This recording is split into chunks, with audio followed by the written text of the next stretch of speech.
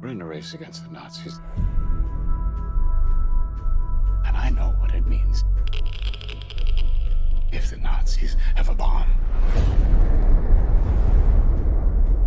What was the thing Christopher Nolan told you he wanted you to do for the Oppenheimer score? That was he said, he gave me one note, and that was he wanted to explore how we could bring out the violin to represent Oppenheimer.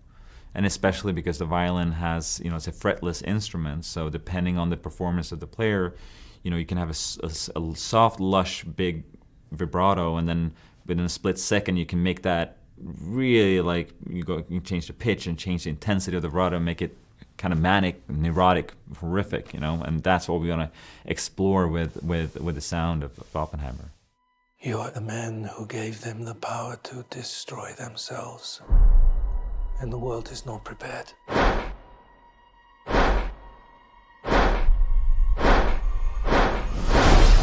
Oppenheimer consists of subjective parts, which are in color, and objective parts, which are in black and white. Did you approach the music differently for each part? Yeah, I mean, there's the different theme. Every time it goes to Mr. Strauss and his point of view and his objection, the music there always represents Strauss' reality. So and that's basically this kind of heisty, mysterious Rhodes and harp. So anytime it shifts into that world, you hear those sounds. And then obviously when you shift out to color, you go into the mind of Oppenheimer. In Dunkirk, Hans Zimmer famously used the shepherd tone to increase the intensity of the film. Since Oppenheimer also has that countdown element in it, did you also experiment with the shepherd tone? I think it's in there. I think there's a shepherd tone in there at a couple of times. And I think there's definitely those type of techniques that we use in we did it also in Tenet a couple of times and also in Oppenheimer, where you have these kind of unsettling feelings, and whatever musical technique we can use to push it further, we use it. Yeah. I was wondering, do you ever listen to other scores while you compose music yourself, or is that something you try to avoid? No, I don't try to avoid anything. I think usually when I'm working on a score, or it's such an intense process. So I'm just kind of living and breathing that world. So I was definitely living in the Oppenheimer universe while I was writing on that. So it's all my life at that time just centers around this project.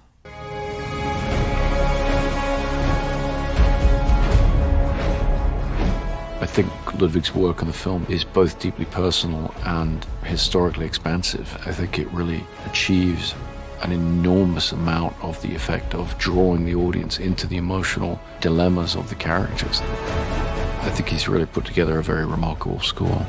How much music did you compose for this film? How much did end up in the movie? And is there a chance of a special edition anytime soon? And not all. There's never going to be an special edition with all of the music I wrote for the movie. But I think it's a solid 2 hours and 30 minutes of music or something, I think, in the movie, or maybe 2 hours and 40 minutes. You won an Oscar for Black Panther, scored music for The Mandalorian, and now also for the last two Christopher Nolan movies, which probably makes you one of the most famous film composers at the moment. What is a film score that you hope people will discover or rediscover after listening to your current work? Oh my God, I can't. Because I've been working for quite a long time, and everything sounds different to me a couple of years after I've worked on it. But hopefully, my goal of when I'm writing on anything is to make it, I want things to, which I think is so interesting with Oppenheimer, especially the way you see the visuals, the costume design.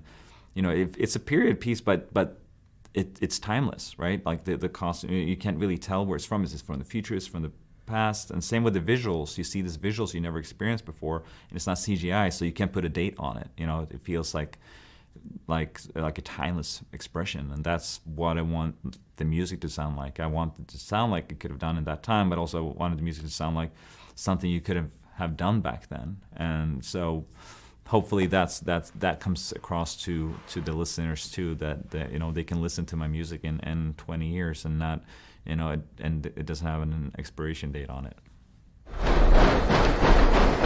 8, 7, 6, 5, 4, 3, Truman needs to know what's next. 2, What's next? 1.